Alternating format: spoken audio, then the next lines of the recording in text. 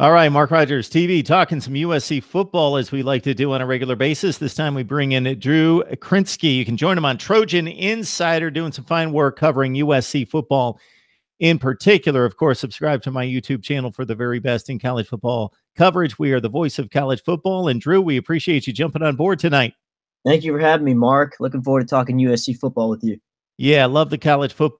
Unfortunately, we've got the longest off season of any sport, so there's much to talk about as we wait and wait and wait and wait, and then think we've got some decent football in spring, and then realize, yeah, they're just running around. We got to wait till September.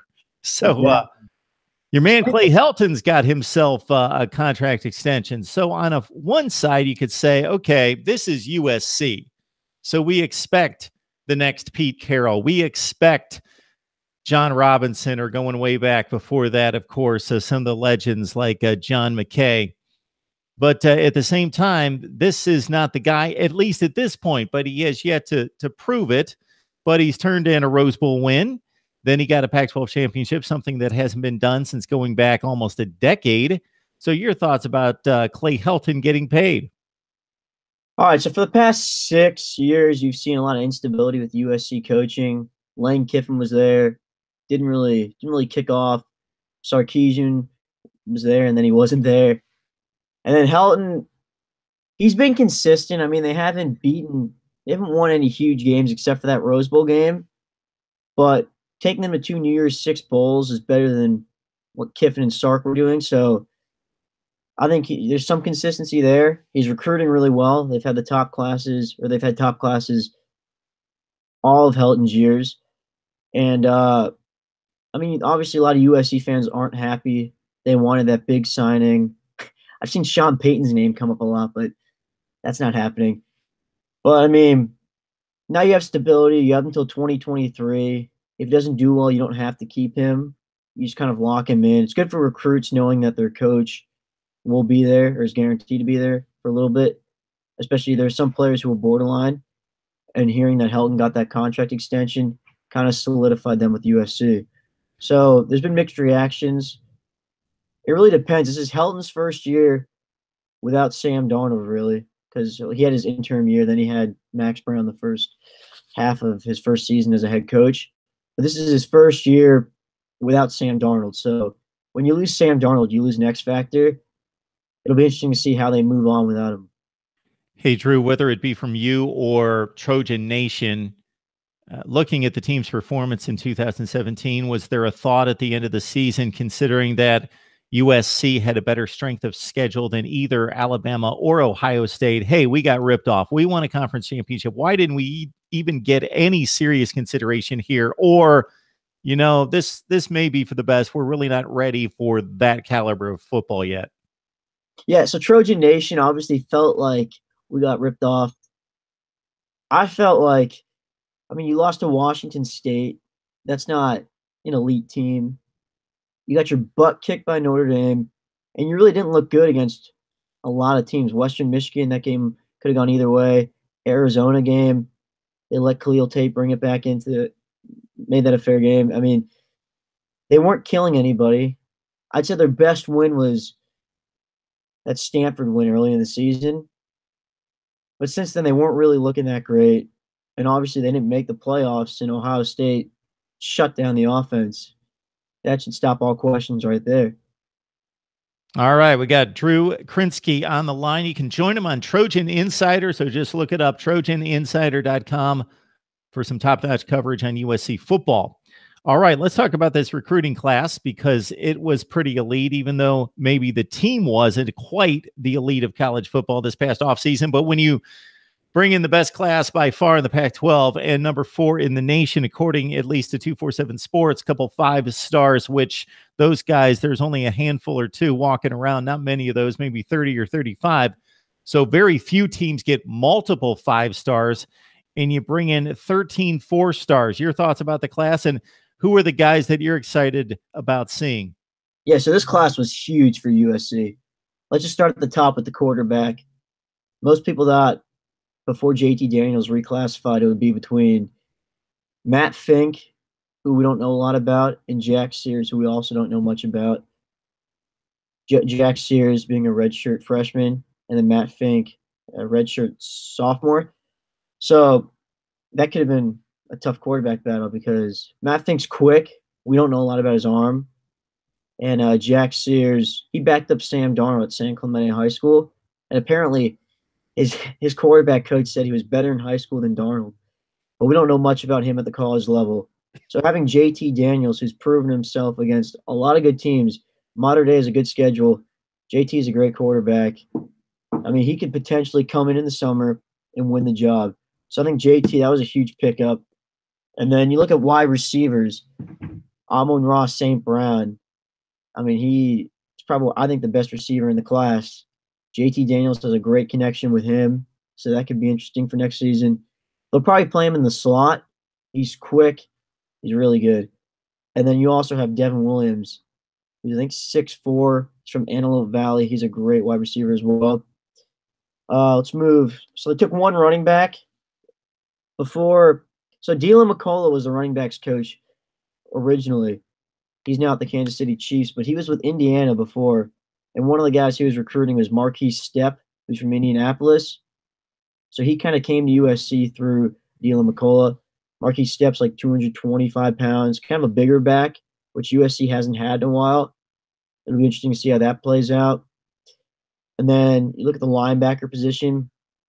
You got a lot of linebackers. You got Raymond Scott, Palie Gautiote, who's a 5-star from Bishop Gorman. I was going to say IMG, Bishop Gorman. And then you have Solomon Tuilapupu, who's from Mater Dei as well. And then there's a couple guys that aren't ringing a bell right now. But then cornerback. Cornerback was big because right now you have Biggie Marshall and Jack Jones. They've been picked on. They're both 5-stars coming out of Long Beach Poly High School. Biggie's been beaten a lot. I mean, he's very physical. He'll hang with you on those close balls, but you see him get burned a lot because he doesn't have quite the speed as the quicker wide receivers. And Jack Jones, he's 5'10", so he gets picked on a little bit too. But now you have Isaac Taylor Stewart, who ran a 4.25 at the opening. That'll be big. And Elijah Griffin, who's another great cornerback. So those are probably the biggest pickups, I'd say, for USC in this recruiting class. All right, we're talking Trojans with Drew Krinsky. You can join him on Trojan Insider for the best on USC football coverage. So we talked some 2018, and before these classes get completely finalized on that first Wednesday in February, people are already looking ahead to 2019. So this recruiting is a little bit too much for me to keep up with. So that's why I bring on guys like you. 2019, after bringing in a stellar class like that, is Clay Helton looking good in the early stages for 2019? I think he's looking even better. So there's 2019 class, especially in California. You have a lot of 5-stars right there. Brew McCoy, he's from Mater Dei. He's one of the better players in the nation by far. He's an athlete. He's big. They don't know where they're going to play him. He can play linebacker, wide receiver, maybe safety. They don't know where he plays. He kind of fits every position. He's pretty much not guaranteed, but he's going to end up at USC, we think. Chris Steele is a cornerback from, I think, Bosco. He's really good. He'll come to USC probably. And then a quarterback, there's a guy, Jaden Daniels. They haven't offered yet, but they've been looking at. He's from El Cajon High School. His wide receiver, I believe, is a 4-star. He's 6'8", and the guy can move. So if they can get a package deal with that, that'd be really good. And then they have Mater Dei has a bunch of wide receivers this year. They've got this guy Braden Huffman, who's really good. And then they have I forget, there's one of Raylan Goforth is another wide receiver. And then you look at the offensive line and defensive line, they kind of need to restock up there. There's a kid from Hawaii, Fatui Tuitele, who they've been talking to a lot. We think he's going to end up at USC. And Kayvon Thibodeau, who I think 24/7 has as the 4th best player in the nation. USC's been with him for a while, and they're feeling really good about him. And then on the running back side, Sean Dollars, who's a local guy. He's one of the better running backs in the nation. USC's feeling good about him. And then safety too. Safety is a position that they're going to need to stock up on because they didn't really take a true safety in the last class, and they have some options. One of the guys who they haven't talked about or you don't hear about a lot is Jordan Patterson. He's a 3 or 4 star. He's from Narbonne High School. I've seen him a lot. I've been really impressed with him. USC's been talking to him a lot. I think he could be one of those under the radar guys that could shine for USC. Mark Rogers, TV Tuck and USC football. We bring in Drew Krinsky from Trojan Insider. Got to join him there for the best in USC football coverage. All right.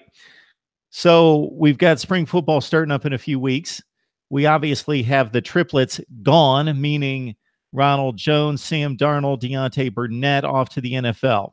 So the big producers are gone. Stephen Carr, obviously the big name that people are looking forward to seeing on a more regular basis. But as you mentioned, he loses his quarterback, his running back in front of him. He loses a big play threat at wide receiver that could take some pressure off. He loses his running backs coach.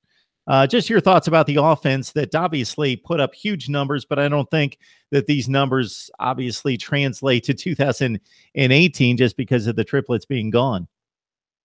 Well, there's a lot of talent everywhere except for the quarterback position because we don't know who it's going to be. If they go with Matt Fink, who's a more mobile quarterback, you could see a whole different offense. You could see dual threat.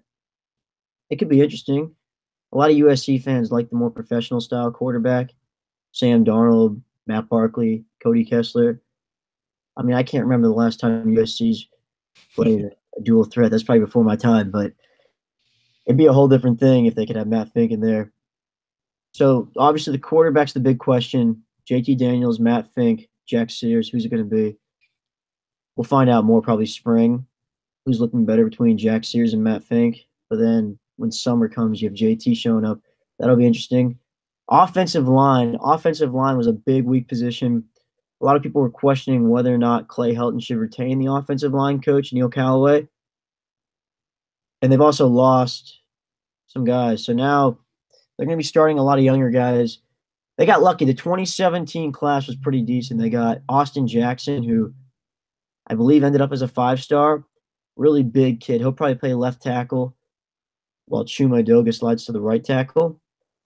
And they also have some other guys in that class, Elijah Vera Tucker, who could come out, and also Jalen McKenzie, who is also 2017 class. They're big guys. They can be helpful. I think the O-line might not be as bad as people think it will be. From a wide receiver position, they're set. Tyler Vaughns, Michael Pittman. I think you'll see St. Brown in the slot. They'll be good there. Tight end, we got Daniel Mortabebe, who was injured last year. He was originally at Florida, then he transferred to USC. Was really good the year that they won the Rose Bowl. And then last year kind of battled injuries all season. Never really solidified his role at the tight end. So Tyler Petit took over. But now Petit's gone. It's on Imadu Bebe to step up. And then they also have Josh Follow, who is he was a freshman last year. I believe he had a touchdown. He's not your big tight end. He's more of a quick guy, more of the hybrid position. So he can fill that role nicely too. And then Stephen Carr. I've heard people say that he's in Heisman contention, so he's pretty decent. We'll see what we have there. Drew, I've been watching USC football or college football in general since way before you were born, and I can't think of a USC quarterback that could run. So Carson Palmer, Rodney Peete, Todd Marinovich, going back to Pat Hayden, Paul McDonald, I can't come up with anybody. Mark Sanchez, John David Booty. No runners in the group. Maybe Vince Evans a little bit, maybe Rodney Peete a little bit, but yeah, pocket passers at USC. It's almost like tailback you. You got to have a tailback. You got to have a quarterback that can sling it down the field at USC. So when I'm looking at the defensive numbers, Drew, I'm not impressed. I'm trying to think of the games that I saw. I saw the 2 Stanford games. I saw the Ohio State game, the Notre Dame game, Washington State. As soon as you mention Biggie Marshall and Jack Jones issues and struggles at the corner position, I look at the pass defense, and this is certainly not a stat that completely translates because it's not a deficiency stat, but total yardage, 98th in the nation in pass defense. And so there's just some struggles there. They gave up 26 points per game. That was only 60th in the nation. So just based on the losses personnel-wise and who may need to step up this year, your thoughts about the defense? All right, so on the D line, they lost a couple good guys. one of the big guys, Rasheem Green, who was huge for us. He went pro. And then who I think was the defensive player of the year last year, Uchenna Nwosu. I mean, the guy was everywhere in the quarterback's face, deflecting passes. Losing him was a big deal. They're lucky they got a lot of guys that can fill that position. Porter Gustin's coming back. So hopefully the pass rush with him should be better. I mean, he had a lot of potential, NFL talk. Then he kind of injured himself and never really got back into it last year. He should be getting back into it now. But you're right. The secondary just totally got beat up. Biggie got beat out a lot. Jack Jones got beat out a lot. They're gonna have help. One of the things Clancy Pendergast, he's the defensive coordinator. He's not big on substituting guys. So I don't know. Now that they have more depth, I feel like he could be doing that. They have Chase Williams coming in at cornerback. They got Ja'Cory Godfrey in the last class, who's pretty quick. They have Isaiah Langley. They have a lot of cornerbacks now, and that's not even counting Isaac Taylor Stewart and Elijah Griffin. They're gonna have help there. I'd like to see some of those guys get some time because Biggie and Jack Jones weren't cutting it last year. And then from the safety position, they're gonna be good. They have their senior guys. They have Marvell Tell, but then you also have you lost Chris Hawkins, but you have Bubba Bolden, who was at Bishop Gorman. He played special teams last year, and every time I saw him on the special teams, he was giving it his all. He was getting really physical with guys. He's a lion. He'll be pretty good. And then Isaiah Polamau is the other guy at safety. He's 6'4". I saw him the other day. He's looking pretty big. They'll be good there. And in the linebacker position, you have Cam Smith. And then you don't know who the other linebackers are going to be because you have John Houston. One of the guys who I think is going to be pretty good for USC this year, Levi Jones at the linebacker position. He was at, I want to say Westlake in Austin, Texas. And he was at the Army All-American game, of course. He's looking pretty good. Sorry, Under Armour All-American game. And he'll be pretty good for them. Drew, so as you mentioned, outside of Christian Rector, Nwosu and Green giving this USC defense the most tackles behind the line of scrimmage and sacks combined than anybody. So they're going to be heavily missed as the Trojans try to lock down on defense and improve across the board on that side of the football here in 2018. Drew Krinsky, Trojan Insider, joining us. Your thoughts about some of the players that you just mentioned moving on to the NFL. Of course, this is somewhere where college football fans, to a certain extent, get lost because they know who the stars are in college, but those guys don't necessarily translate as the big prospects at the next level. Then we hear about a whole batch of new guys that are under the radar. Obviously, the guys along the offensive line in particular that don't get a lot of pub, but maybe prime prospects at the NFL level. So your thoughts about the guys coming out for USC and who may we see in day one, and where do these guys line up at this point in terms of mock drafts? Okay, so you can start with Sam Darnold. Sam Darnold, you hear first round pick, anywhere within the top 5, really. I think he'll go to the Cleveland Browns. I think he's the best quarterback potential wise. He didn't always show how good he was last season through some careless throws, but I mean, if you look back at that Rose Bowl game, he was doing things no other quarterback could do. So I think he'll be definitely a top 5 pick there. Ronald Jones really stepped up. So the past 2 years, he was a big name for USC, but he was skinny. I mean, he would get the ball and then he'd go down pretty easily because he wasn't big. This year, he put on a lot of weight and he was shedding tackles, which he wasn't doing before. I think he'll be pretty decent in the NFL. I'm hearing 2nd round pick probably for him. He'll be good there. Deontay Burnett's interesting. He'll be a slot guy for sure. He's like 5'9", 180 pounds, kind of a small figure. You saw against Ohio State and some other games that he had some ball security issues too. So I'm not exactly sure where he's going to go, but I'm sure he'll go somewhere. You lost Vianney Talamaivao, who was on the O-line before. He's a bigger guy. He had an injury towards the end of the season. I don't know if he tore his ACL or something like that, but that stopped him early. He's a big guy. He'll probably go somewhere. And then another guy who we're not sure about is Chris Hawkins. We don't know where he's going to go. But Rasheem Green will go, I'd say, in the first 4 rounds at least. He was big for USC. He was really the motor of the defensive line, along with Uchenna Nwosu. USC coming off an 11-3 campaign, of course, the Pac-12 championship, but a downer against Ohio State in the Cotton Bowl, and beating the teams that they were supposed to beat, and having a couple letdowns, obviously, against a Washington State team that they're more talented than, and then a downer at Notre Dame, losing by 5 touchdowns. So you lose all that talent, great recruiting class. What is the forecast or the early expectations? I'm not going to pin you down here, Drew, because obviously you give the win total in like August. Yep. Definitely. But considering what's coming in, I get the feel that not a lot's expected of this football team, but it's certainly the best roster in the division by far. So they should make the Pac-12 championship game. And if you get to a conference championship game, then almost anything can happen. So what is your early forecast and expectations? I mean, look, they didn't look great last year with Sam Darnold.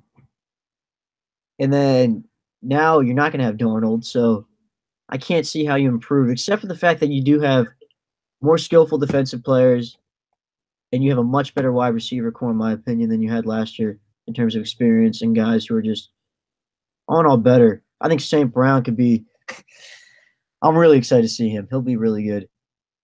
And Stephen Carr, you're going to have more spice with guys this year, but you're not going to have a quarterback to lead the team. So I think that they should win out the Pac-12, maybe except for a Stanford game or something like that. But I see them losing a couple careless games. And then I also definitely, I'm pretty sure they're going to lose to Texas. They did not look good against Texas last year. And there's a lot of energy in that game. Both teams get hyped up. USC, Texas.